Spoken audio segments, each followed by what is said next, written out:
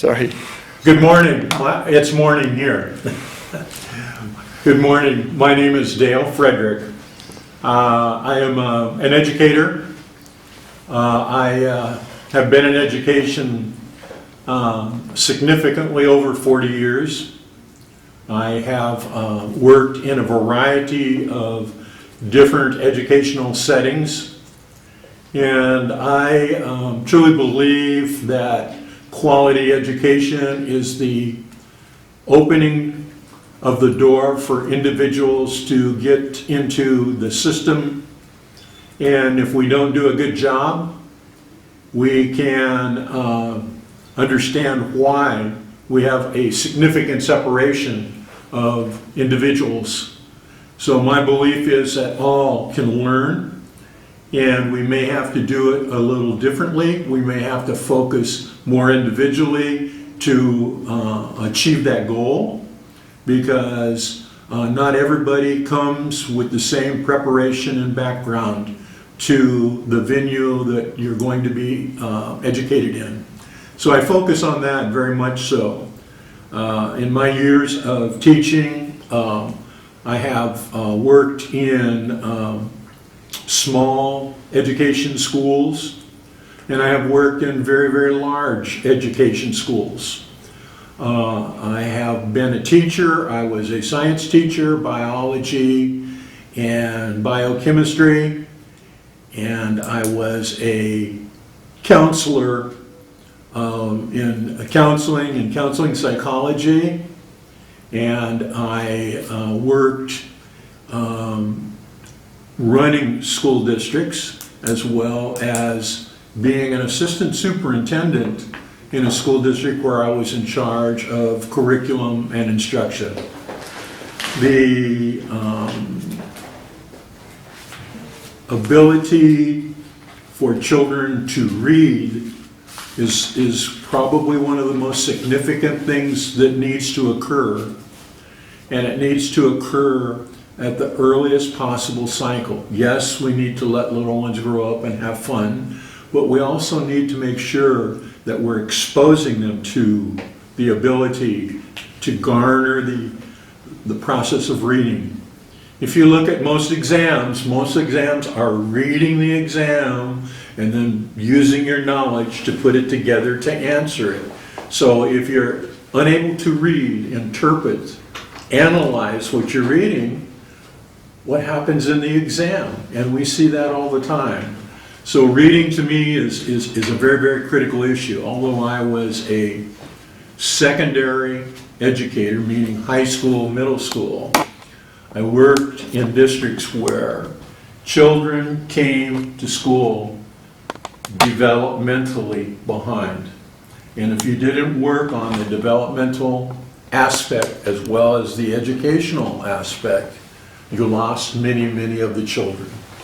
So I come from that base. I come from the base of tying everything together, so that if you tie it together, you can get them to understand.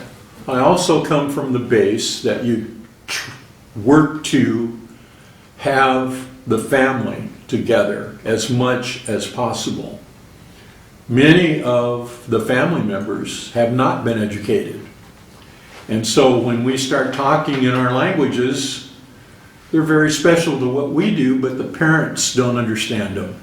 So if we're not working with the parents to make them feel comfortable, we're not working with the entire developmental process of working with the child.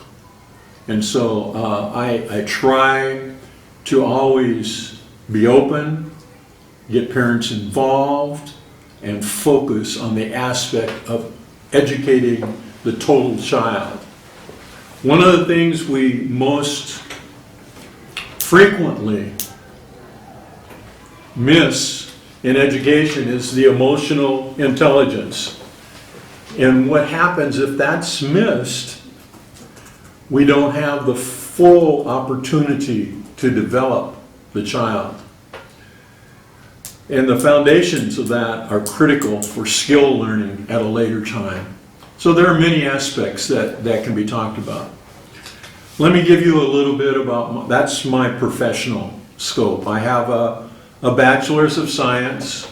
I have a master's in counseling psychology and leadership, and I have a doctorate in leadership, research, and organizational development. I use those skills in particular to work with the staff, because if the staff isn't prepared, what happens when the children come in? So it's a real critical dynamic of bringing everything together and having it fit so that it works well. You work with good teachers, you have a good school going on, and there's a good process for educating the teachers. Teachers must communicate, because if a child doesn't stay with the teacher their entire time, guess what? They're going to be moving on, and different teachers have a few different skills and different methodology. So if teachers aren't communicating, who gets hurt? The child. So that's part of the organizational development, being transparent enough to pass the children on and making sure that all the skills are in place as a team, not as an individual, because that makes all the difference in the world. And the leader is critical also, because who's really the educational leader? It's the teacher in the classroom every day with the child. The director or principal, or however the term is used in the school that runs this school, is really the leader of leaders. And so you try to develop that and have good leaders in your school. Now a little bit about my background. I was adopted at birth by the Fredericks. The Fredericks were German-American people, and they're very light-skinned. I'm not light-skinned. I'm khaki. So I always wondered why I was different than everybody else in the family. I'm darker, I'm bigger, and I'm just a different person. So I came up, and I came into a family that was not really well educated, but they tried to do the best for me to get me educated. I traveled around. I grew up in Arizona and in California and in other places. I would not be here if I did not have some excellent teachers. My background, what is my background? Well, you could call me a hybrid. I am German, a little bit. I don't use the word Native American anymore, because if you're born here, you're a native of this country, and this is called America, so you're Native American. So I focus on the word Indigenous American.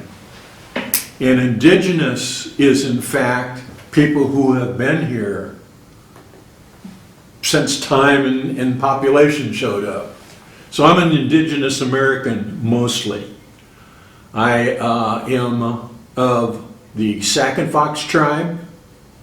I am of the Choctaw tribe, and those two tribes are relatively close together.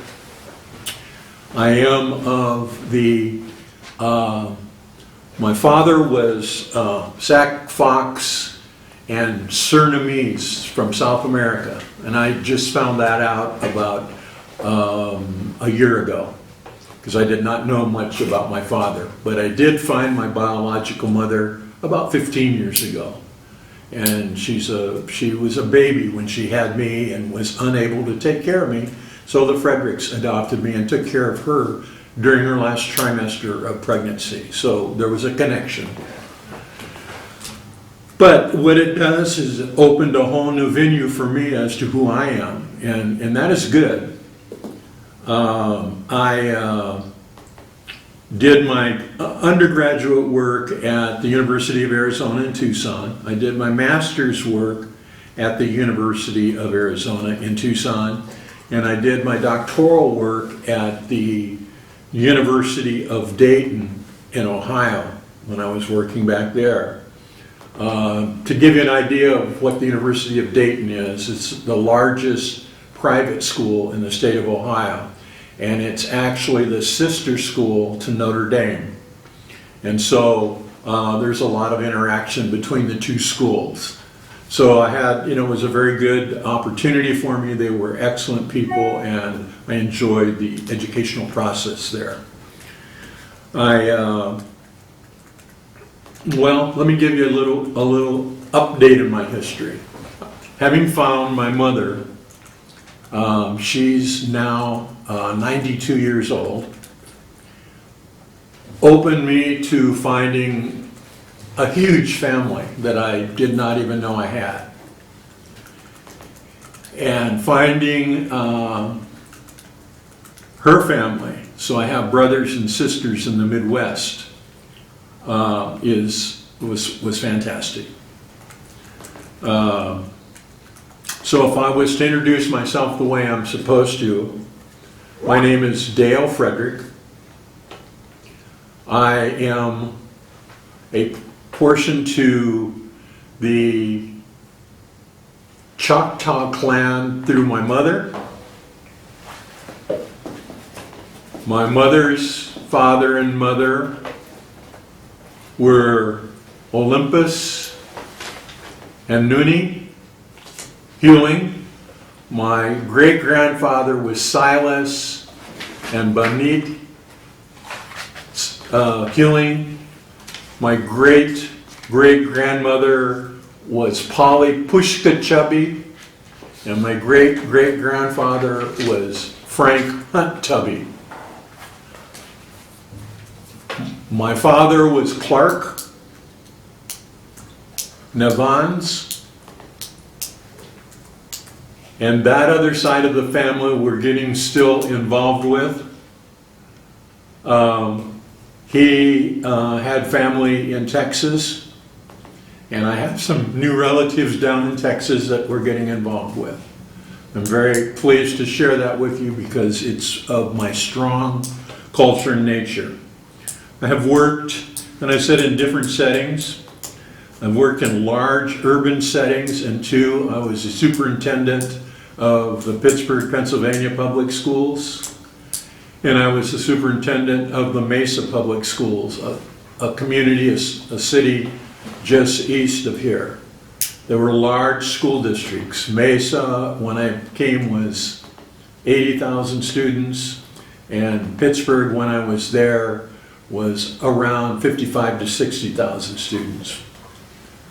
I worked in Tucson as a teacher, a counselor, a principal, and an assistant superintendent before I went back east. So let me talk to you about Indian education and how does that tie in for me. Well, I was the coordinator of Indian programming in Tucson for a few years, and work with developing Indian programs in some of the schools in the Tucson School District, which was a big district of over 60,000 students. And that helped me because I worked in the communities when I did that, aside from working in the schools where I was assigned, and it helped me significantly learn about the different cultural aspects because we had multiple students in the school who were from different Indian tribes or nations, as some of them are called now. To give you an idea of the difference, okay, to give you an idea of the difference, there are over 500 Indian tribes within the United States. Some of them are very similar, and many of them are very different and have different beliefs and exposures and opportunities for the children. So you can't just put everybody in one bag and say this is who this is. And so it's very important. We many times talk about individualizing our education program. And it's very important to, in specific, ensure that you know the differences of your children and the people that you're working with. If you don't, You're going to regurgitate what the book says. The books are important, but the knowledge base is vastly different in each person's eye and language. And you got to bring that together so that you can understand it. And the more culturally significant pieces that fit together for each child are critical. And you have to build sustainability for each one of those programs, for each one of the teachers, so that they have the materials and the resources. One of the problems in this country for many years has been the specific view of the Native American. When the government took over the running and operating and funding and directing of how Native Americans lived in this country, it was done because they were considered savages. They were considered incapable of taking care of themselves. They were considered almost impossible to educate. And what we know is all people can learn in the right configuration and set of circumstances, in the right interaction and in the right opportunities. Well, we didn't always apply that. There's an organization that's been modified now as we are moving forward that's called the BIA, the Bureau of Indian Affairs. And they ran everything. They took the children from their homes, put them in boarding schools, cut their hair, and changed their language. And if they didn't do that, they were punished. So those boarding schools there's still some, and there's still some that do very well, but those boarding schools have traditionally gone away because the tribes got more involved in education.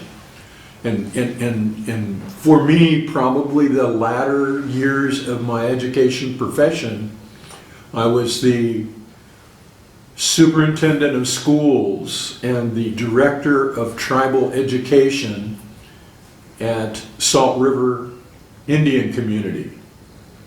And I did that for 10 years before I retired. And I kind of didn't retire because now periodically over the last number of years I've taught for Northern Arizona University to get leaders ready to become school leaders. 3 years ago I had 15 Indigenous American students from the Navajo Reservation, the Hopi Reservation, and the reservation in New Mexico. It was pretty hard because I like to be with students. So I would have to drive up there, about a 6-7 hour drive from here, and spend time with them and go from place to place. What's interesting is they're very isolated. Sometimes I had to drive 60 miles between schools to get to them, sometimes over 100 miles. The one school in New Mexico was almost 500 miles from here. So I did what we're doing here. I would do FaceTime and check on how they were doing and see what they're doing. What I'm very pleased to say is of that group right now, the majority of them are in administrative positions, and several of them are now principals of schools up in the area and doing very well. Even though they're not my students anymore, I still check in on them. We were very fortunate. We decided, and the community of Salt River decided, that their children could not do any worse if we tried to educate at home than they were doing in the public school system. At the time I started, 83% of the children were dropping out of the public schools. So they started, they built schools. There's been a little bit of a decline since I left. They've had about 4 or 5 different superintendents, and it's very difficult to, if you've never been exposed or experienced in working in Indigenous education, it's just very difficult to step in and take over without knowing what the culture is that there are languages there that you need to be very aware of, that there are certain traditional things that should not be touched by outsiders coming in, unless that outsider becomes a person who is ingrained in those cultures, those activities, in those processes. So it's very important. I mentioned that one of the things one has to do, and when I was working with those principles, I'm going to show you. It's called Leadership Development Cycle, and it's focused on continuous improvement. And continuous improvement is something that some of the countries are very focused in, and some aren't. But I'm going to show you this schematic right here. And what it is a process that goes in a circle and is continuously checked, looked at, modified, improved, so that you're continuously touching base with yourself and with everybody else if we're doing the right things. One of the things I want everybody to remember is most people want to be good at what they're doing. So if we have the structure in place, we're continually working with it, and we're making sure that our individuals have the ability, in fact, to improve, understand, and we work with them as opposed to trying to get rid of them or screaming at them or yelling at them. So I look at that, I focus on that, and I think it's important. And so what I say to you is, as you work forward to whatever you're doing, implement a process that you use. I developed this and used this process when I started with the Pittsburgh Public Schools, because the Pittsburgh Public Schools were a large urban school district, very diverse, with a lot of different types and kinds of students in there. And you couldn't do everything for one that you do generally. What we used to do in the schools, and sometimes still do in the schools, is teach to the great middle. And what happens is those at the very top don't get up to where they need to be, and those at the very bottom never move towards the top. And so we need to make sure that we're teaching to everybody's strengths and weaknesses. So this kind of focus helps us, and this helps leaders work and become better leaders. I will put this together and I will send it to Daryl so that he can share it with you. As I talked earlier about making sure everything ties together, I have a diagram that I want to show you with that when you're developing curriculum for different bases and standards. And that's this particular one. What it does is it ties everything together. What it can do is benchmark your performance standards so that you can look at where everything needs to be taught, because sometimes we teach things that children aren't ready to deal with. And so if you haven't given them some exposure somewhat earlier, guess what happens? They don't come in the door when they start in your new classroom in the year as third graders. What they do is come into the door as individuals who have had experience in second grade, but the second grade may not have attracted or given them all the information they needed. So that's a process. And this is a process because we test very heavily in the United States. And this is called a standards-based, because if you don't teach the children what they need to know, they can't pass the test that they have to pass. So that becomes critical. What I say is our business is customer driven. And who's our customer if we're teachers? It's a child we're teaching, the human being we're teaching, the person we're teaching. We have to challenge all the assumptions. We have to seek honest feedback. We have to set goals, focus on quality. If we're not focusing on quality, we're not getting it done. We commit to work products and services. A teacher process provides good products so that the student develops good product outcomes. So I like to go into a building and see the work that the children have done, because I can tell in a hurry if children are doing the quality work that needs to be done for them to move on and be educated the way they need to be educated.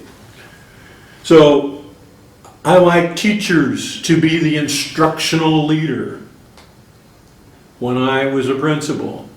And what I'll do is be the leader of the building and make sure they have the training, they have the equipment, and they have the environment so that we can get to our children. And you're not going to get to everyone, you never do. But if you're not looking at getting to everyone, you never will. So we have to look at that. I also believe in providing quality services. Unfortunately, the child is exposed to more than just the classroom.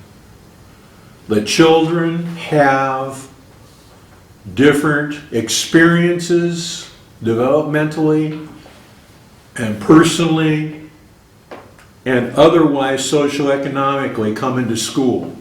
And if you don't see that, it provides a lot of problems. If there's trauma for the child coming to school, they can't focus. So we need to be aware of all those types of things. I tell people it's just not a 2x4. And what I mean by a 2x4, it's just not the floor, the ceiling, and the four walls. It's the world that comes into your classroom with all the different individuals. And I don't care whether you're teaching first graders or graduate students. They still come that way. They don't come processed, pasteurized, and homogenized, because they come differently, and we need to expect that.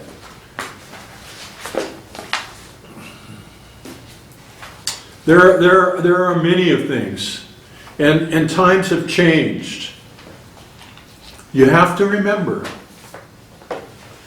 a student is not raw material. A student is a volunteer in your classroom. Okay, they really are. And volunteers are volunteering to be with you. Okay? What should be the approach? Many people think it should be very quiet. That's not true. There should be discussion. There should be interaction between the teacher, between the students. What we know is when you test them, you want their individual thoughts and minds and information, but we all grow and learn from one another, and we become very, very educated when we can do that. So that's important. Provide them some empowerment. What I did when I was a young administrator in Tucson is set up a student governmental council for the school district of over 60,000. And what we did with that was they were an advisory council, and I conducted it, but I brought it to the superintendent and brought it to the Board of Education. And we nominated and selected from that group a person that sat on the education board. Now that person didn't have an official vote because they weren't elected to do that. But guess what? They had input. And when they told board members or the superintendent some stuff the students thought about, talked about from all over the school district, some of them were amazed. We didn't know that. And that's because they're so distant from them. The farther you are away, the less you really know about what's going on. You hear all the rumors. You hear all the one person doesn't like something and goes and talks because they know them, but they really don't know everything that's going on. So that becomes important. What you do is have them become committed to what they're doing, their students. Have them focus on what excellent work is. Give them examples. Teach them how to do it. Teach them how to analyze what they're doing. So that becomes important. Now, why am I talking about this in specific? Because these were all the things that were missing in Indigenous education in this country. What we do know is when you do provide the right kinds of things, you have the right kind of development, the right kind of productivity afterwards. I'll give you an example. Dr. Harrington is a Native American, Indigenous American, as I say. He's an astronaut. He was provided example in going to colleges, getting education, went into the military, was a pilot, came back, became an astronaut. His focus is on how to provide the same opportunities, the very same opportunities to children of all types. So these are important things to remember. There's an old frame and a new frame that we have to get into. The product in everybody's mind many years ago was the student. The real product is the knowledge base and work that the student has, and that's what we should be having. In my day, everything was in books and in libraries. Today, we're on the network. We're in the computer. The base of information is so much greater today and so easy to delve into if, in fact, opportunities are there and the ability to have the equipment is there. That's critical. The connectivity. Supervisors don't need to supervise, they need to become leaders and lead people. And we seem to forget that. Many people want to go into the business of being a supervisor because it gives them a greater feel for themselves and command over folks. The issue is you lead folks, you don't push them. You lead them and do that. Let me give you an example. Put a string out, okay? Lay the string out flat. If you're a leader and you're leading them, take the top of the string and pull it, and it goes right along as a string. If you're pushing them, try to push a string. What happens is it bunches up and looks at what's going on, okay? It's really interesting. Lead people. Leadership is being there in the good and the bad times. It's being with the people that need your support. And it's being there with the parents who have children, or ensuring that children have developmental opportunities that they've never experienced in your schools. And that's one thing when I went to Salt River we did. What we did was made partnerships with the businesses. Intel, big company. All the chips in your computers generally are from Intel. The helicopter company out in East Mesa, Boeing, that makes helicopters for the military and for business. We had them as partner. The Arizona State University was a partner. We got together and looked at what we could do. We put together a robotic team at the elementary school. And guess what? They really got into it. Had they been exposed before? No. We made little ones. We made bigger ones. We made competitive ones. We sent them to the Nationals in St. Louis. They didn't win the Nationals, but they scored very high and were second or third at the Nationals. And everybody was absolutely amazed that these little indigenous kids could come out of an Indian reservation and do that. Why? Well, because they were not thought of as being capable. There was a study many, many years ago that came out that said that minority people and poor people can't learn in this country. So what do you think I did in schools? Well, there was no real need to educate those folks. They can't learn. There was fantastic work that came out of Harvard University by a young professor, and he did research for several years around the United States that proved that all kids can learn if the structure was in place and it was sustainable. That destroyed the foundation of the base. But there are still people today that have the belief of that initial research was the true research, because everybody doesn't view all of us the same way. So what I'll say is it makes a difference. People along my path saw things in me that I did not see in myself because I'd never been exposed to them. I had teachers when I was in high school that took our students out to a very high-class restaurant and taught us how to use the different implements. I'd never seen so many spoons, knives, and forks in my whole life. Taught us how to use it. Those are the experiences that I'm talking about. Let me give you an example. They have a test that the youngsters take, and they give them the words A, C, T, O.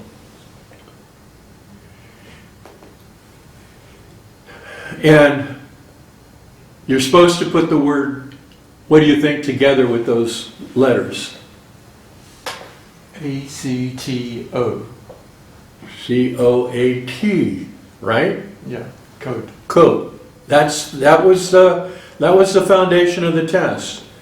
Guess what the kids in the Southwest use to respond to that? How about the word T-A-C-O? Taco. Taco. Okay?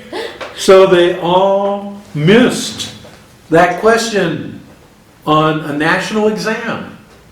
So we called them in and said, this test is not culturally relevant, language relevant. And they said, oh, no, we spent all of our time. That's what that means. I said, well, what if you put this word down? And they went, oh. So maybe there are two words. And there might be more, I don't know, that could be said in there. But I know those two words. So if I'm at this base where this is the only one that can address that, I have already put a number of students in jeopardy of being thought of as less intelligent. So we need to be aware of those things as well. We need to be aware of teaching youngsters how to analyze questions. We did that when I went to Dayton. Dayton was a big change for me. It's a big urban city. It was about 83% African American students, or black students. And it had been let go for years because it was a big major industrial city. And when the Rust Belt came to the Midwest, it got smaller. And people left. And the people that left were the people that had the means, the ability to leave and move out far to the suburbs. So guess who was left in the city? Those without it. So we had to do that. So we taught our youngsters how to read. We taught our youngsters how to focus on what this question meant when it was in an exam. Analyze it, break it down. So anyway, to make a very long story short, when our students started scoring very high on the SATs and the ACTs, what do you think happened? Well, they came and checked us out. Those kids can't do that. So we had the people come in with the test the next year and monitor it. And guess what? Those kids scored as well. And better than these people ever expected. And then guess what? These schools on the East Coast, very prominent schools, started wanting these kids because they had very high scores. We made a deal with the Ohio State University. The Ohio State University started looking at the big cities. So what they did was put in place what they called the Ohio Scholars Program. And you took youngsters from 3rd grade on and involved them with learning abilities, involved their parents with what was going on. And as they got into the higher grades, about 5th or 6th grade, they would go up and spend a week in the summer at Ohio State University, live in the dorms. The parents could come up and visit them to see what a university was like. They could do that, and it makes all the difference in the world. Guess what then? Any youngster, as they got older, spent more time up there. By the time they were juniors and seniors, they would spend 3 weeks on campus and be in the classes they wanted to be in, that they were thinking about going to become professionals in. Why? They started thinking about college. They started thinking about something that had been never exposed to. So they had 8 major cities in Ohio. So they brought in those kids. And if you stayed with the program, and your parents were involved in the program, and you graduated out from the program, they gave full scholarships to all those students. It was amazing. It was amazing. It turned places around. It turned families around. It can be done. When I came from back east out here, I did the same thing. But since a community college was already on the tribal lands, we worked with them and set up a deal with the chancellor of the community college's Maricopa system. That's the big county system. And it's a community college in this county that has probably 400,000 students in it. And set that system up so that our kids did the same thing in the summer times at the junior college and went and learned. And then we set up a deal where they could get credit from that college from 10th, 11th, and 12th grade. So what do you think happens when they start picking up that credit? They go into college maybe with a year or even more completed.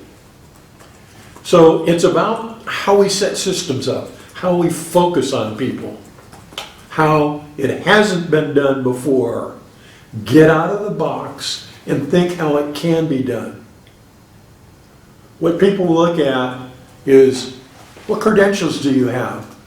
How can you use those credentials?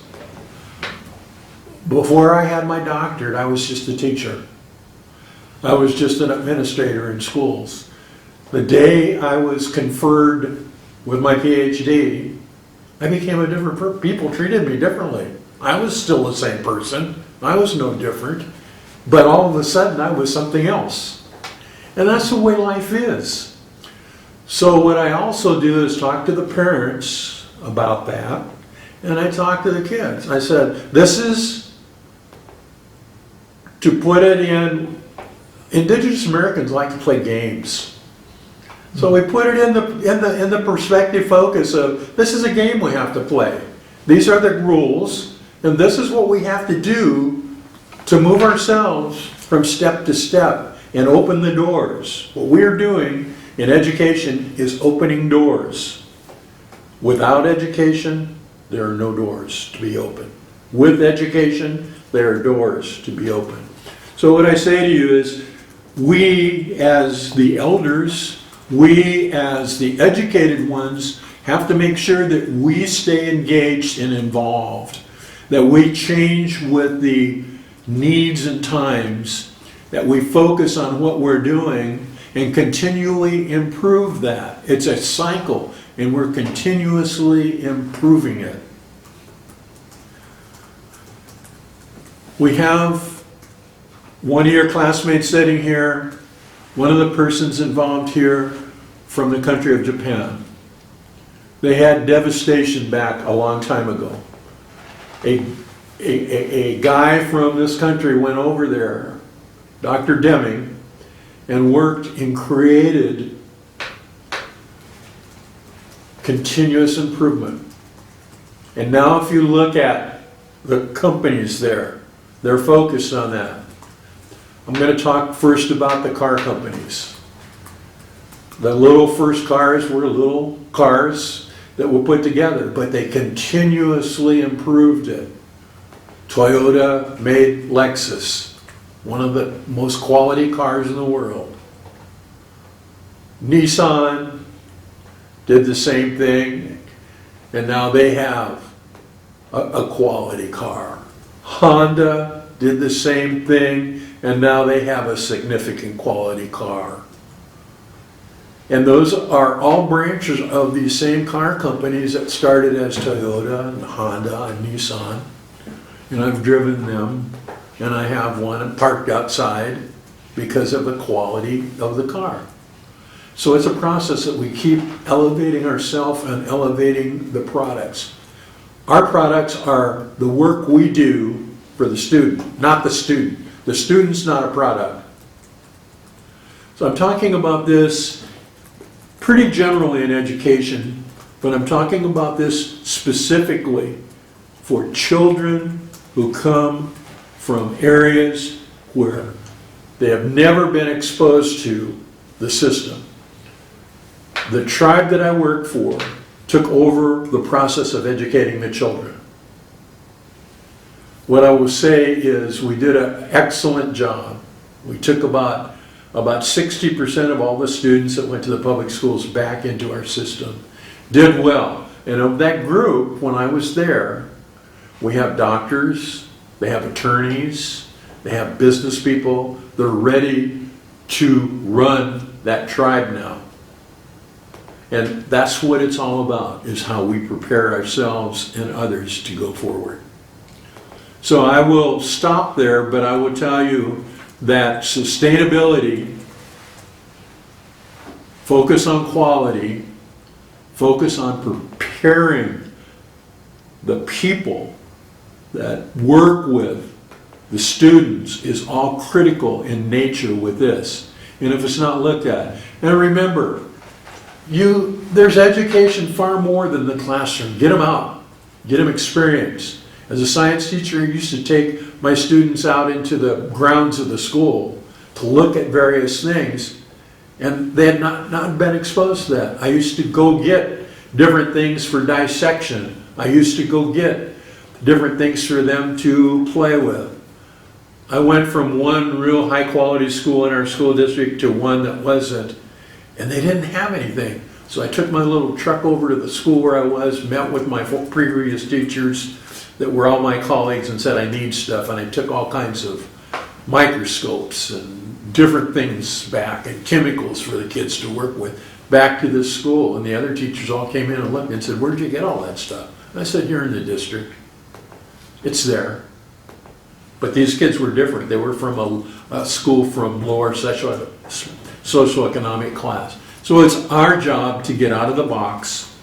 It's our job to look at what we're teaching and make sure that it's being integrated into what students are teaching. It's our job to ensure that the needs of the student, we say we have individualized education, but we don't.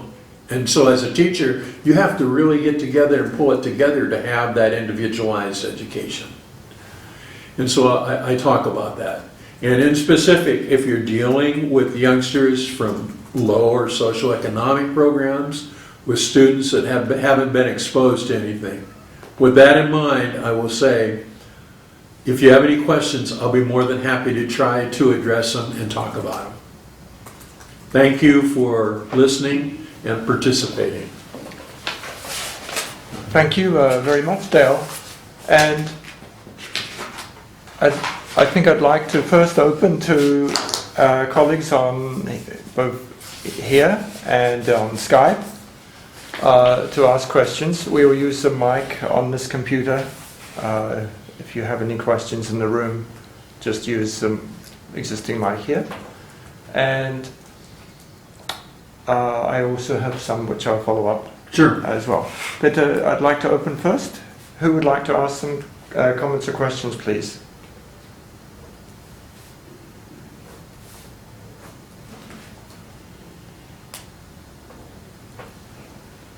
Okay, please, who would like to make some comments?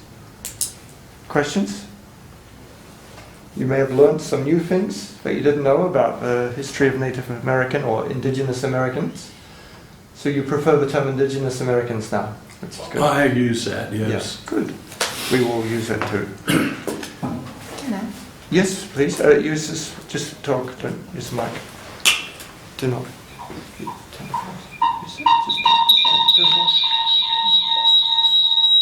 Sorry. Please just talk. Just talk.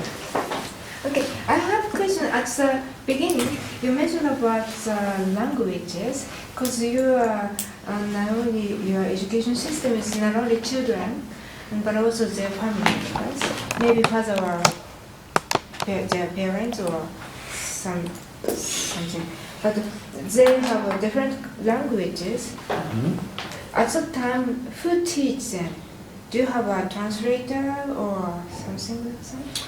We have, for example, I taught or worked at Salt River. And in Salt River, they speak two languages. They speak O'odham language, which is, in other words, is Pima. And they speak Maricopa, which is the other tribe that's out there. So there are two tribes out there, and the languages are vastly different. So what we had to do is focus on getting the elders in who knew the language to teach the children.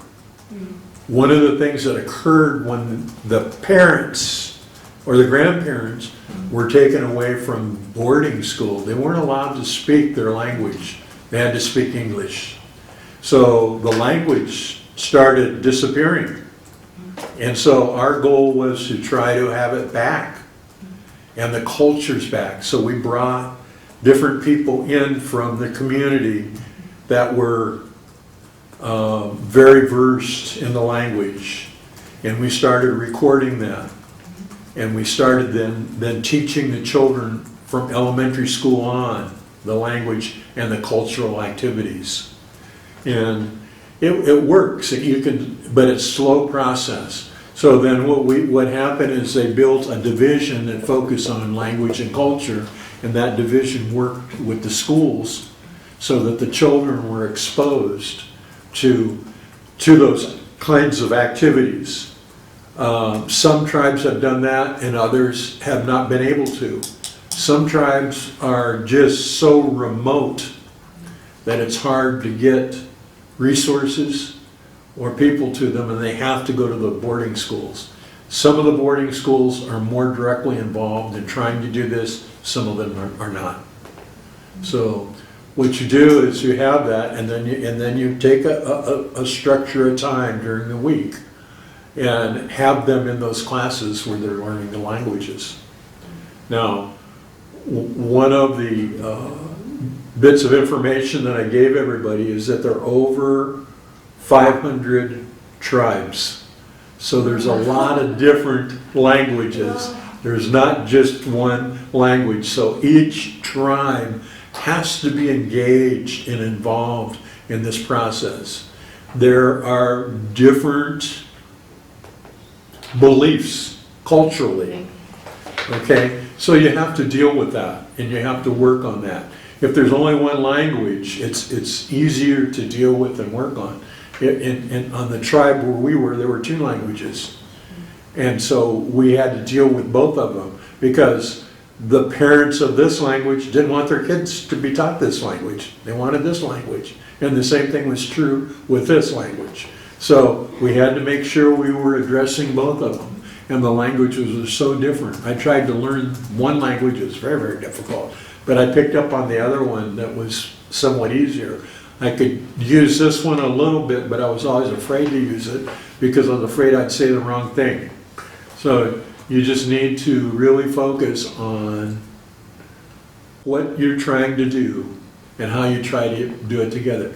One thing I didn't mention is what we did, because of the information I gave you about the 500 different tribes, is we put together materials that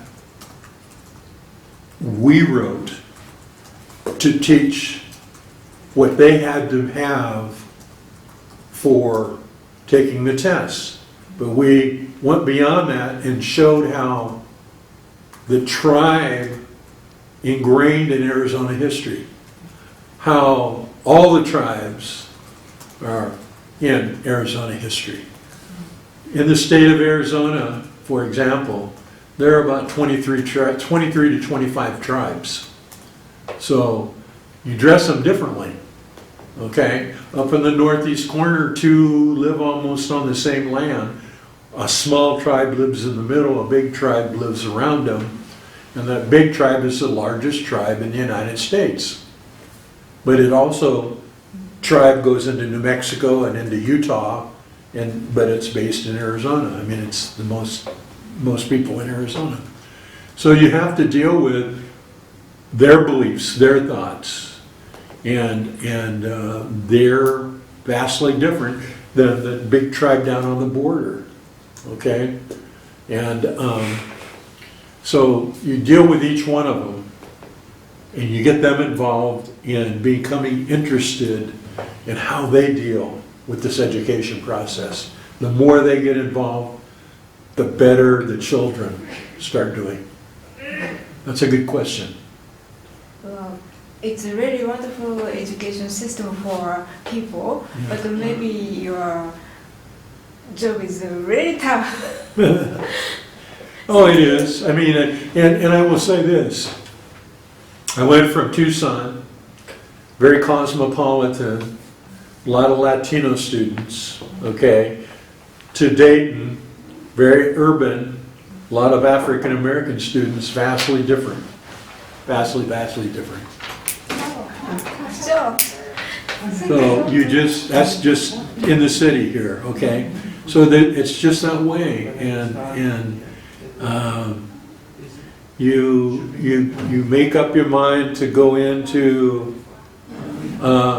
what am I here for? What am I here about?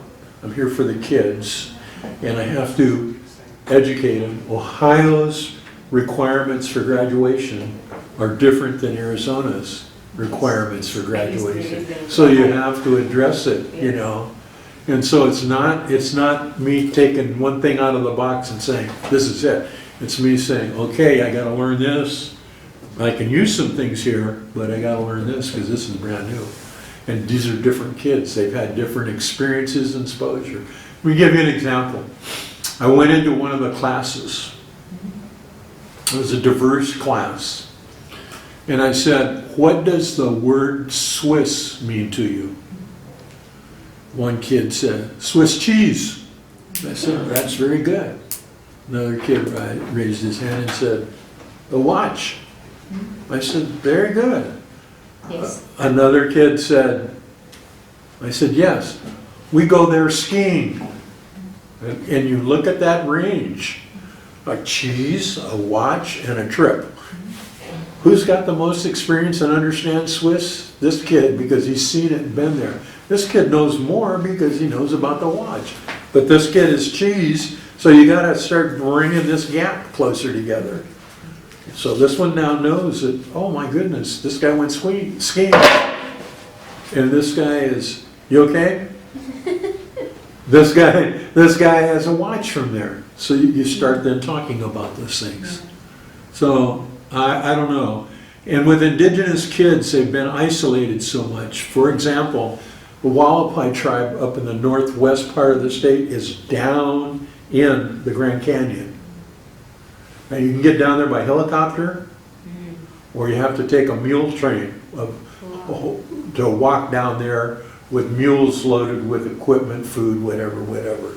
So that's a different structure of getting stuff into. And so you have to understand that there's such a difference. Those kids are very isolated and may or may not even have access to watching everything on TV or getting good computer reception. So it's an interesting dynamic.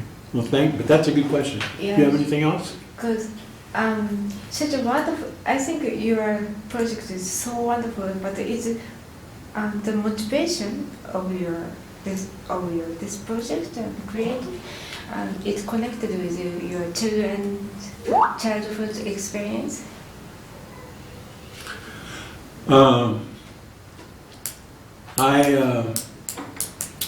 I guess because I initially started at this school down here, and I had great teachers that pulled me along. And as I learned more, I wanted to know more. I didn't learn to read right away, but I had a teacher when I was in 7th grade that realized that. I could memorize, but I could not read right away. So that teacher, instead of having the little reading circle, would come to us individually and set a book or a magazine in front of us and have us read to him. And he would help us. What he did that summer was he came over 3 or 4 times during the summer with a stack of magazines for me to read.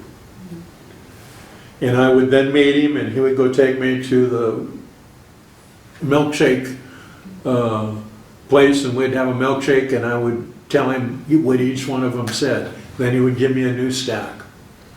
And then the next year, we weren't supposed to take reading. But he went to the principal and said, I want him back in the class. So I went back to him, and so by the time I left 8th grade, I could read well. And when I went to high school, because of my testing was all back here, it looked like I could learn. But when I went to high school and in these classes, the teachers were going, because what they used to do is have basic classes, average classes, and high classes. I was in the basic classes when I started in high school. What the teachers were saying, why are you in here? And they started moving me. And I talk about leadership. Let me tell you why I think it's important. I grew from not very big, all of a sudden to big. And I was very good at sports. So I played sports and was very good at it. So the principal of the high school where I was called my parents in at that time and said, Dale's an excellent athlete. We want to make sure he's an excellent student. All he does now is make sure that he meets the requirements so that he can play. That's true.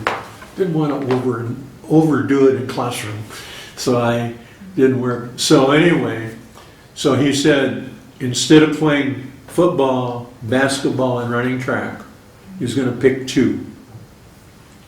And they're what he wants to do. And so he met with my parents. And then I said, I want to play football and run track. And he said, okay. So he met with the coaches and had me there and said, Dale, tell him.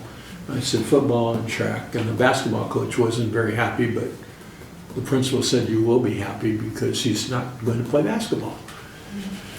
And then he said, oh, by the way, there's one more piece you're going to do. And I said, what's that? He said, you're going to come to my conference room an hour earlier than school starts every morning. And I'm going to have the work there for you. And you're going to do that. I started that my 11th and then my 12th grade year. So by the time I graduated, I was now not only a very good athlete, but an honor student.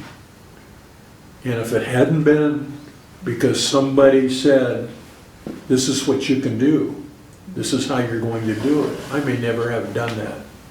So as an I think that's absolutely why also I went into education, was because people saw something in me, and I realized that. And I think that the reason was there are people out there that can be far more than people think they can be, and we all have to take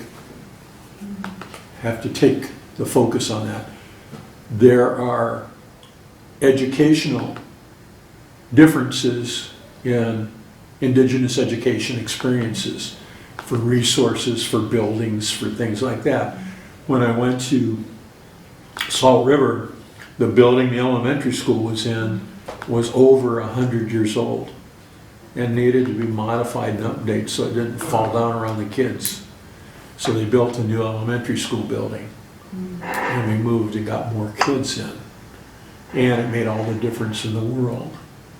And so we can do those things. We just have to stand up and say, this is not right, this is right. We have to stand by what we think. And if they don't like that, you make the decision. I'm going to tell you if your decision is good or bad.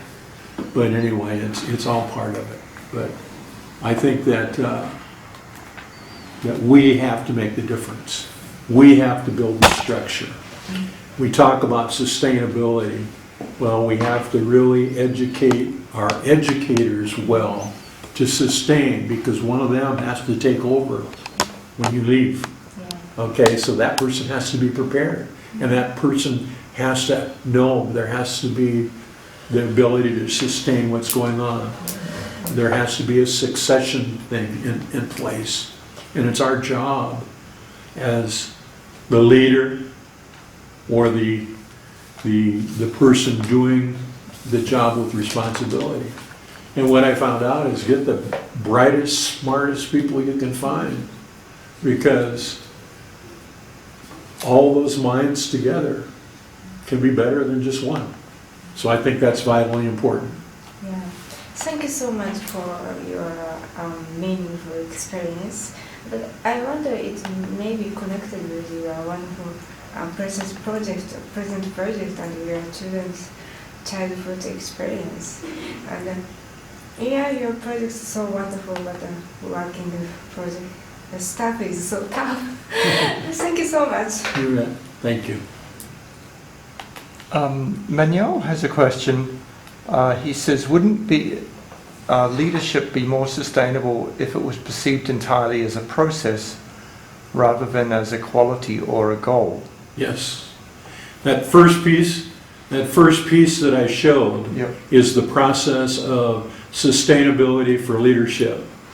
And that diagram shows how you have to continuously go through the process of increasing, improving, handling, exposing, and dealing with the whole process. And yes, experience and implication. I was very fortunate to work with some excellent administrators. I was very fortunate to have an excellent internship with administrators. Being able to be exposed and to learn. I also learned a tremendous amount from not being exposed to a good leader, but being exposed to one that I considered a pretty poor leader. I learned things not to do. I learned things that were important in communication with staff. I learned a number of those things, and that's part of the process. Education is a process. I mean, it's a cycle process, and curriculum is a process as well. Well, there's curriculum in leadership.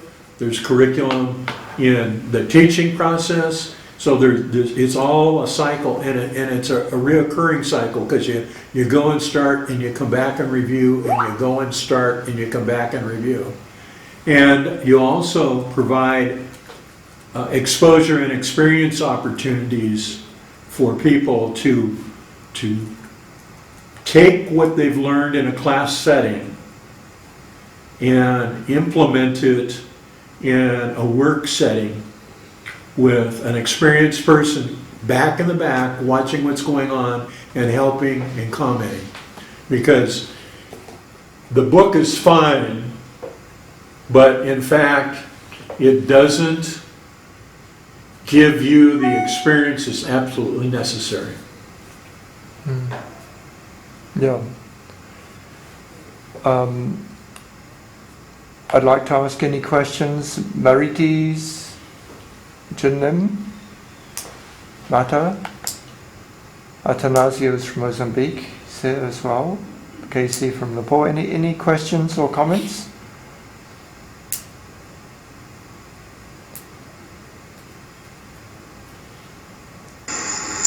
Hello. Yes, hi Maritis, yep.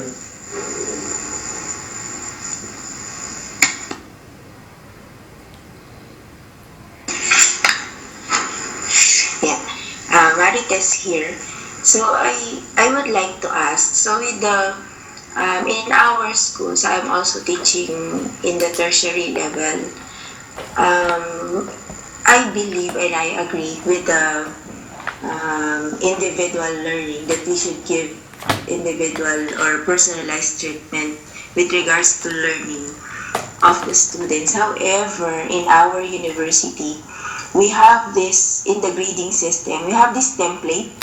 So they give us this template, and in the template of the grading system, we have these sets of formative assessments, summative assessments, that we need to record something in order for them to have grades at the end of, we have middle and then the final. So, although I agree earlier, it's very difficult for us teachers to grade our students individually, because the grading the grading template is formatted already. So it was given to us by our one of the departments. Everybody, all of us is using that. So my question is, how do you grade your students? Because we have a limitation on that side in our university.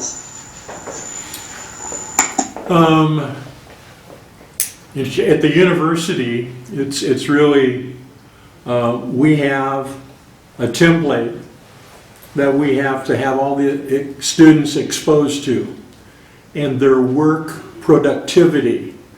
For example, when I did the leadership up there, each student had to have so many hours in doing things and producing and have that. And each student produced a portfolio, and that portfolio had to address certain things. And if a student was having difficulty in one area, I would interact with them more. Or in some cases, if somebody up there who was doing well in it was close enough to get there and work and show them, I would have a Skype session with both of them and have one person show what they're doing, the other person talk about what they're doing. What I've learned over the years is we have a lot of testing here. Each group has annual tests, and in school districts you have to have quarterly tests to show that there's progression being made. And if there's not progression being made, you have to then start focusing on why that student's not making specific progression, and go back and look at what's going on in the teaching. Well, what it also does a couple of things. The testing helps in verifying the curriculum. The testing helps in also determining if the curriculum is being presented the way that it needs to be and that students are working with it. Our job then is to work with the individuals if it's not. What we found is that if we work with staff, what we know is this. Teaching staff, when you're in a system, turns over. So when new people come in, depending on where they've been, or maybe they're just starting brand new, you have to know that, and you have to really work with them, because senior teachers have a different experiential base and needs base than these teachers. So you're working with them. But you'll have to get them all prepared for the testing, for the opportunity, for what the benchmarks are saying. You also have to get them all prepared to be able to know what their job is to do to have the students successfully prepared to go to the next level. And so there has to be communication there. And as a leader, you're always monitoring this kind of stuff. And that's your job. Or you have staff that monitors it and brings it to you. And you're looking at it. Excuse me one second.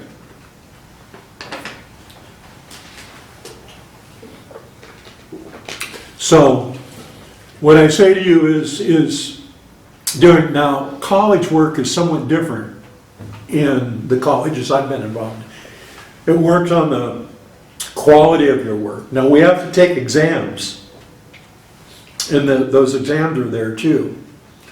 But it's all work. It's like I wrote a thesis with the work and the tests that I took, but I wrote a thesis for my master's work. I wrote a dissertation that was really focused on a lot of research and shared decision making for my doctoral work.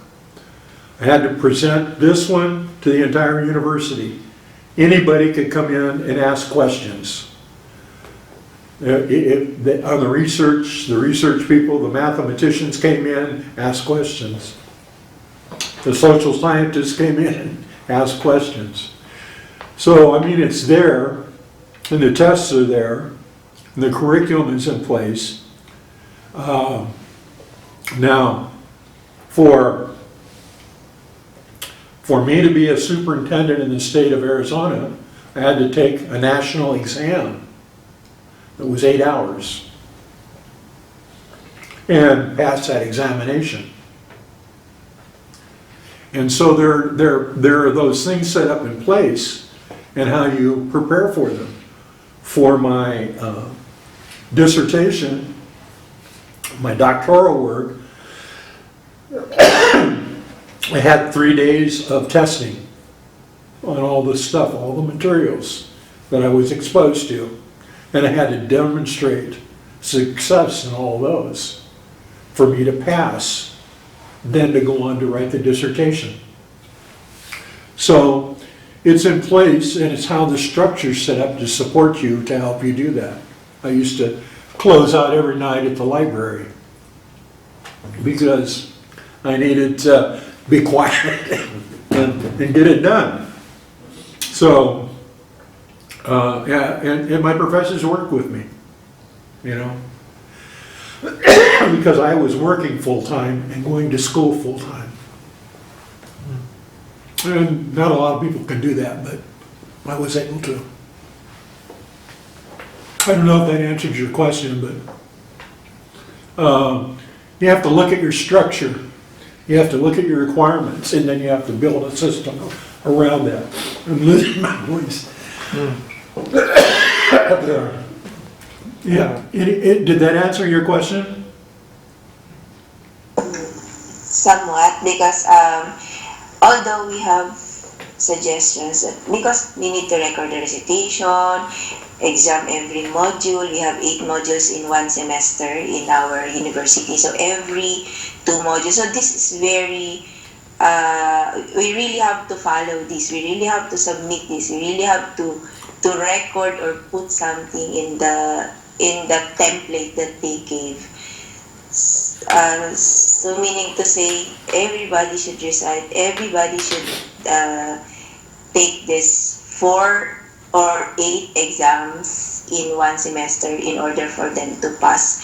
So although we have suggestions that we have to put more of application because we are implementing what they say outcomes-based education as well. So we think that we need to comply, or we need to do a lot of assessments for the students, written or otherwise, in order for them to have a complete, or in order for us to come up with their final grade. So that's what I'm pointing at. So when I heard you earlier that it should be individualized learning. If you will grade everybody with written, with reciting, what if they are good in application or writing programs rather than answering essay questions? So although we cover both, but we just find it, all of us faculty members find it a lot of formal assessments to record, and it's really needed, because if you will not have an input on this particular area, the computation of their final grade will have an error entry. So for example, in a particular module, one of the 8 modules, I did not give recitation, or I did not call this particular students, but I should really put something, otherwise the grade will be lower, which I think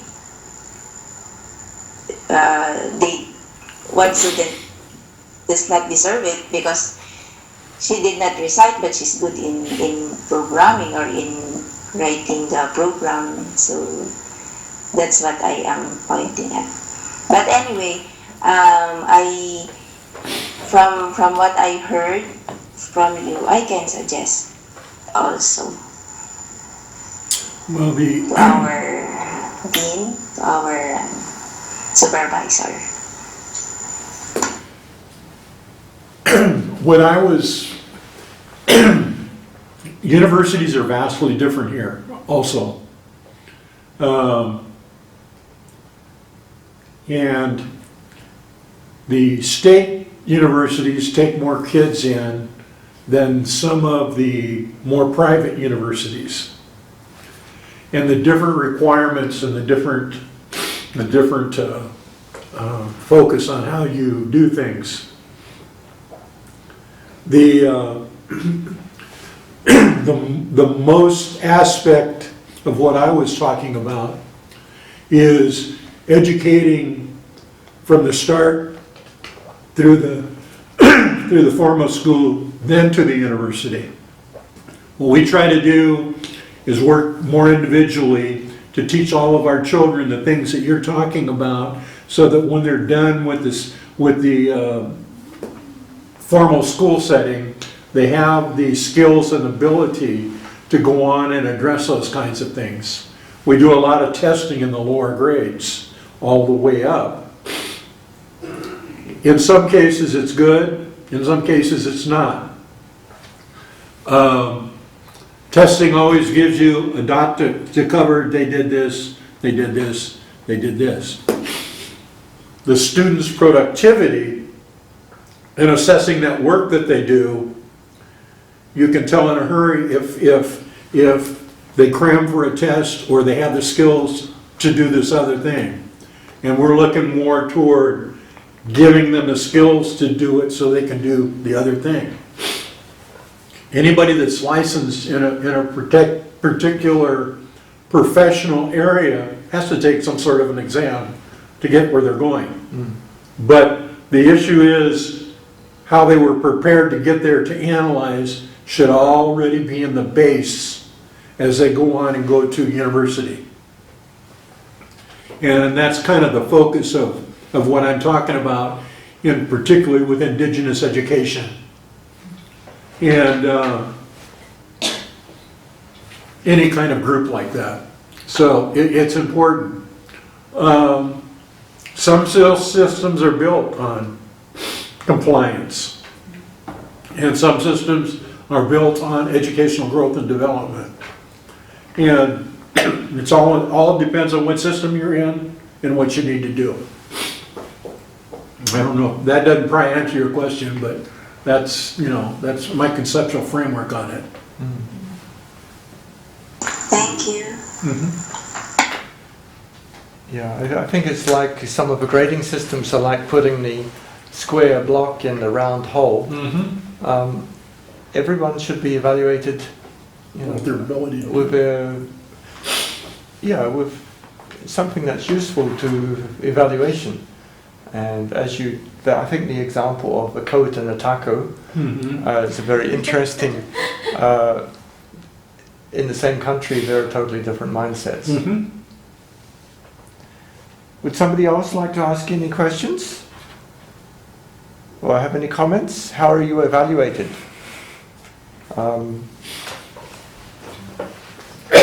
Junnam, would you like to make any comments?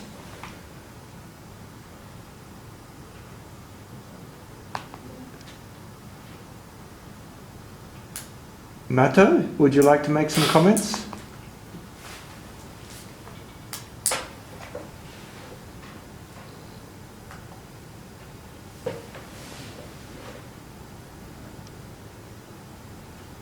Can you give some comments? Yes, go ahead. I really understand Marites' question very well, because I'm teaching in medical school. I also have a problem like her, because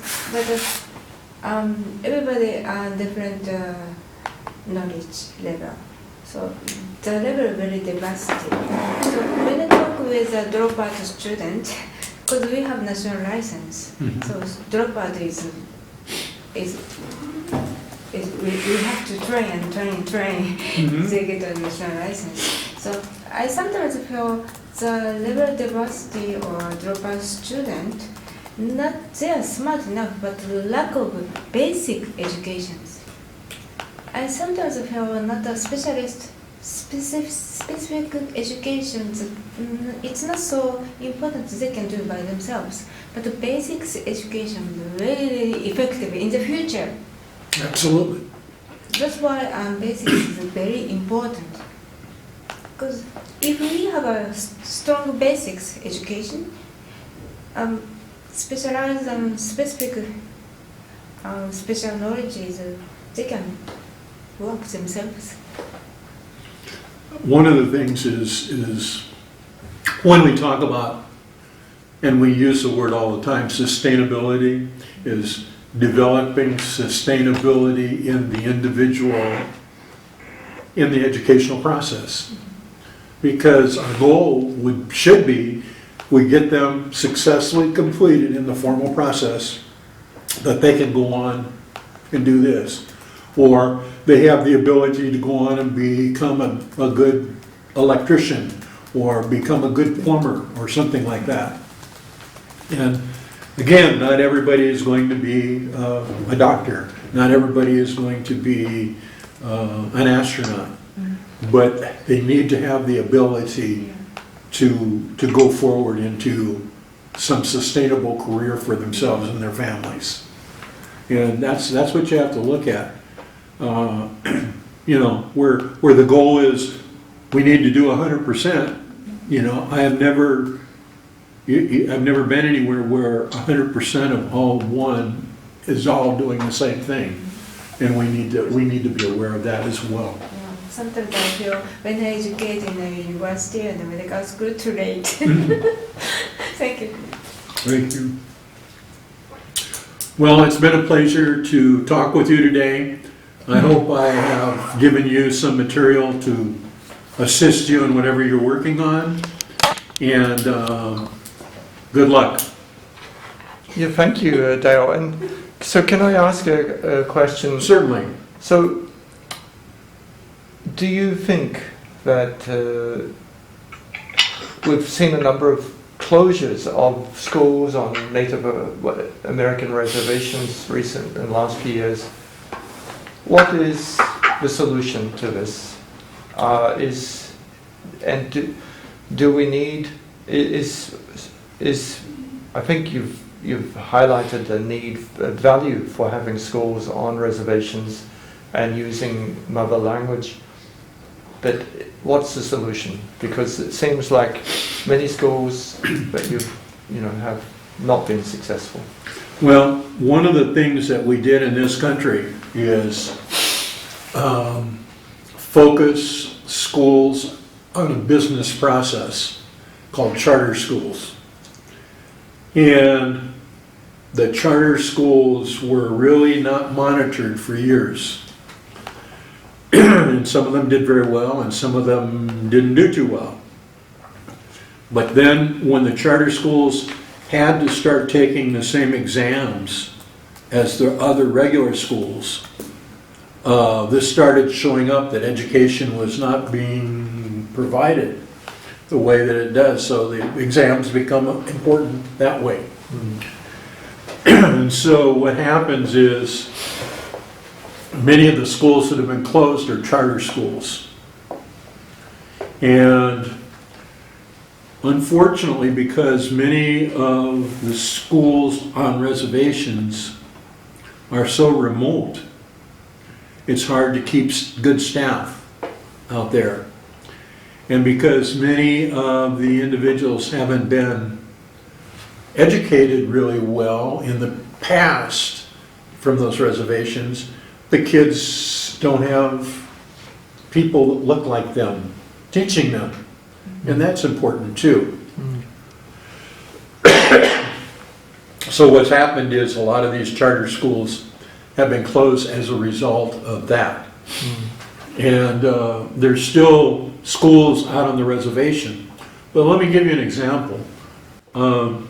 Some children on the Navajo reservation are riding a bus anywhere from an hour and a half to get to school, and then an hour and a half to get home.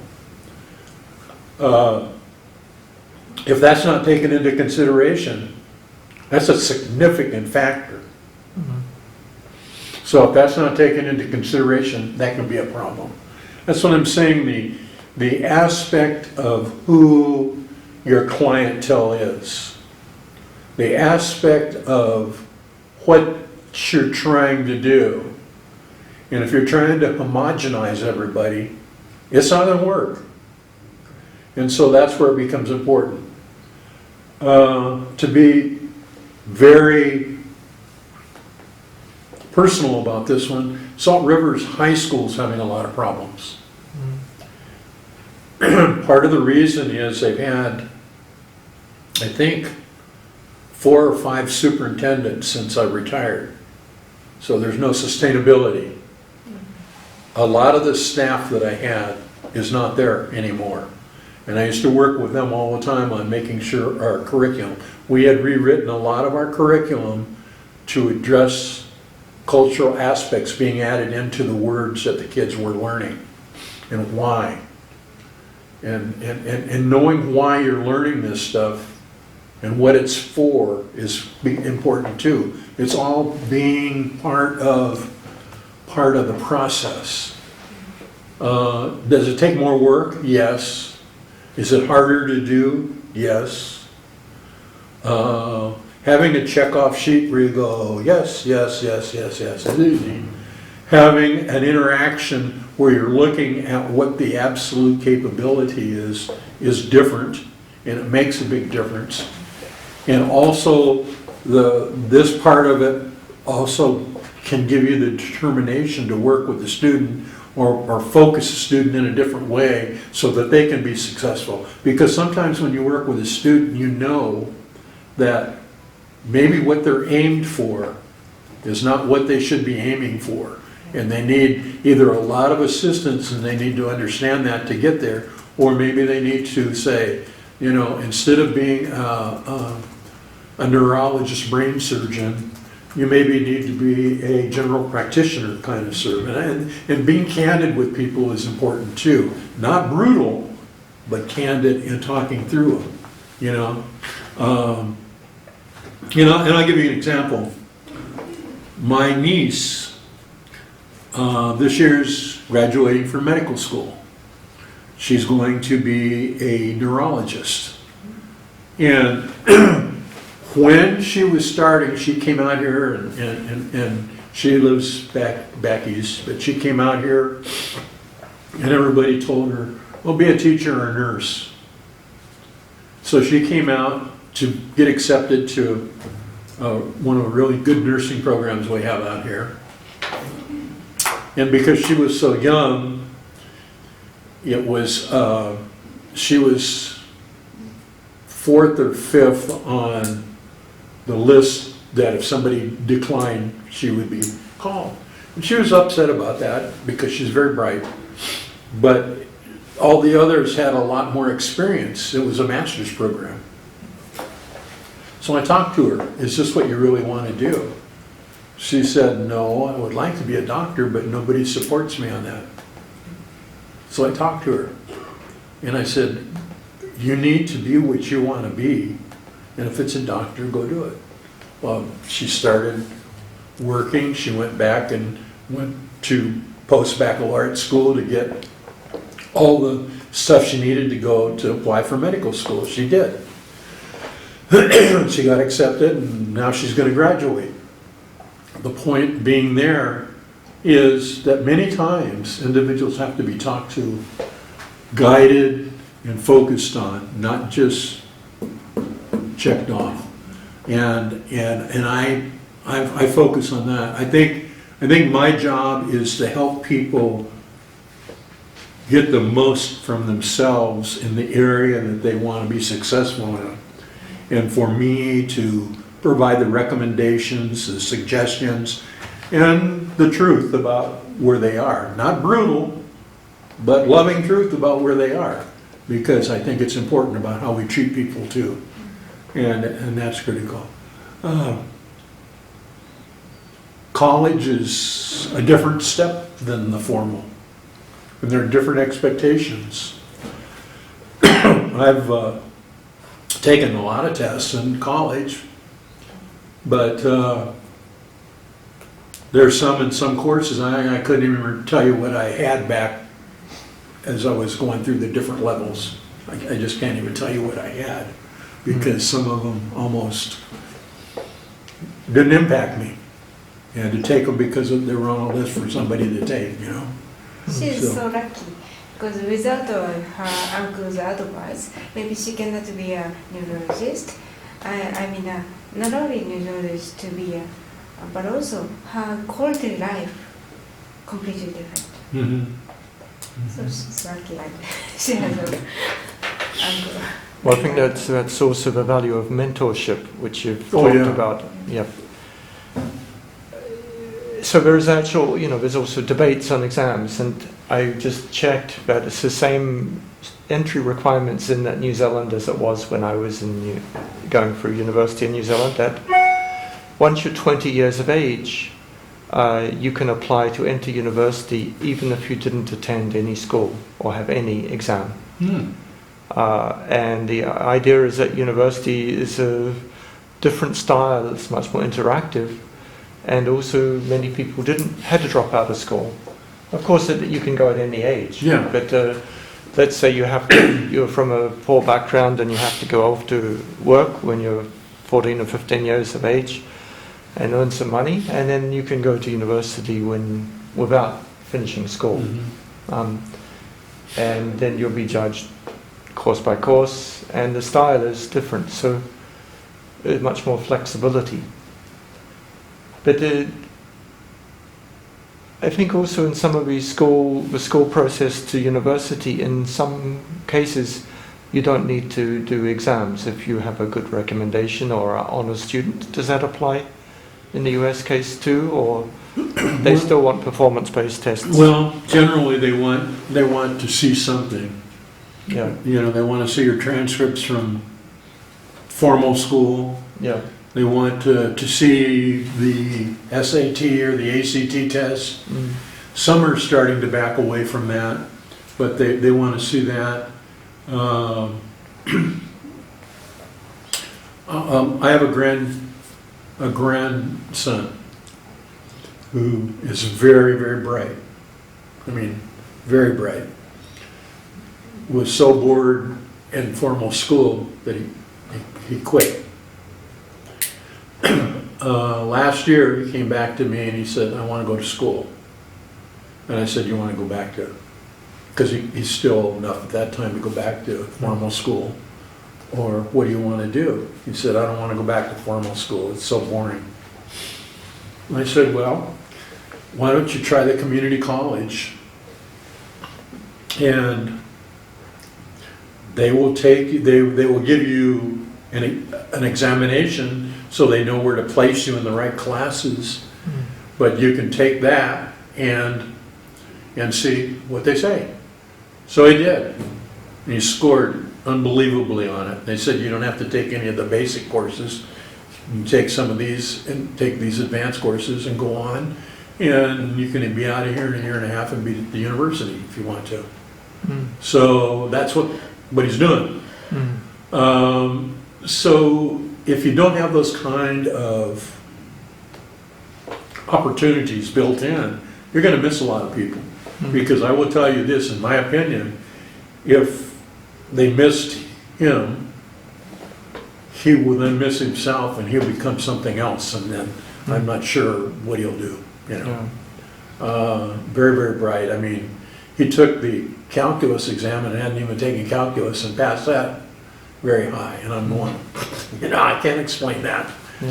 But that's the kind of student that he is, and writes beautifully, but... Yes, I had another case I'd like to ask what would happen in the US case. So this is, in fact, a Thai student. She's a great artist. She's about 26 years old. She completed the requirements for a bachelor's degree. She has Down syndrome, an artist, but so she's a bit daunted by the requirement for some written exams in the third or fourth year final exams. But she doesn't do as well as she should from her art and from her oral communication or explaining. So what sort of, for art students in the US, do they have exemptions, or they still have to do the basic exams? Well, they have abilities to do that. I'm glad you mentioned that. My daughter's oldest son, another grandson, is Down syndrome and autistic. But if you've ever seen the movie The Rain Man, that's how his mind operates. Numbers, just... Yes. He holds a calendar on everyone in his family and in our family, because he comes over all the time to my house. And so, you know, he makes arrangements. What we did, he should be a freshman in high school, but at the junior high school he was going to, my daughter and her husband met with the teacher last year as they're getting ready to push him on. And they said, we wish we could have another, he's growing so much. We wish we could have another year for him. That's what we'll do it. So they kept him there. And he's at the same school. They love him. He's in plays. He's very good artistically. He has trouble articulating because of the autism, but he's so bright. I mean, he is so bright. So we put him in, he's been in horse therapy, so in the winter he's in horse therapy because it's better for the horses. In the summer he goes to aqua therapy, and we have him do this stuff. He swam in swimming competitions last year. He just does different things. It's about exposure. It's about opportunity. It's about having him develop himself the best he can and understand that you can do these things. And a lot of universities now have opportunities, and the youngsters are going. Are they going to be astronauts? Probably not. but they have an ability to pick up something and focus on an area they're vitally interested in. Yeah. So this, in a sense, this is the real meaning of student-centered learning. Yes. That we have a flexibility to cater for the development of a person. Yeah. Yeah. I mean, that's what, and I use the word homogenizes because we just can't throw a student, all of them, into something and blend them all up and then pour them out the same way. It just doesn't work. It didn't work for me until teachers told me, because the parents that adopted me did not have a good education. They did not help me have a good education. So if it hadn't been for the schools that I went to and the teachers that were in some of those schools, I would not be where I am. I was very fortunate in that I told you I was good athletically. Well, universities wanted me to come to school because I could participate in their programs and represent their university, and it paid for my undergraduate education. And then I was fortunate again in some respect, and I say some respect, in that I went into the military, and I'm not saying I was fortunate to be in the military because this country was in Vietnam at that time, and I had that exposure, but it paid because of what they call the GI Bill. It paid for my education when I came back, so I got my master's and a little bit of my doctorate on the GI Bill, and that was helpful that way, because I did not come from a moneyed family, and so my goal is that there are lots of kids that don't have the same exposure and experience, and if we give it to them, if we provide that to them, and that's why Indigenous, I was in the system's public schools until I went to Salt River, but I always worked with students that were not from the best communities. And I think it's important that be done. And it can be done, and it can be sustained. And a lot of times, because of where kids come from, they don't get opportunities. And it's unfortunate. It's really unfortunate. Yeah. And I think it can be done, and I believe in it, and I work hard for it, and been in systems where I focus on what kids can do, and I focus on getting it done and getting the process started as early as possible. Because if you want to have better high school graduates, have better first, second, third, and fourth grade readers that can understand what they're doing and read and start picking up information and skills, so that as they go up, it becomes part of their life. And now they can go to college and become a doctor. Yeah. Okay, well, thank you for such a stimulating lecture, Dale. Thank you. And you're stimulated, and many of them, colleagues here are teachers, and they'll think about, because I think the lessons of the need for individuality in the education system is a challenge all around. And well, not all systems are designed that way. Yeah. But all kids should be treated that way. Yeah. And sometimes a teacher has to take a step of when there's one lagging, you work with that one to get them going too. Mm-hmm. And universities all do just things differently. Mm-hmm. Yeah. You gotta address that. Okay, well, close the Skype group. Thank you, everybody on Skype. Thank you, Dale. Thank you. It was a pleasure to meet you. Yeah, thank you.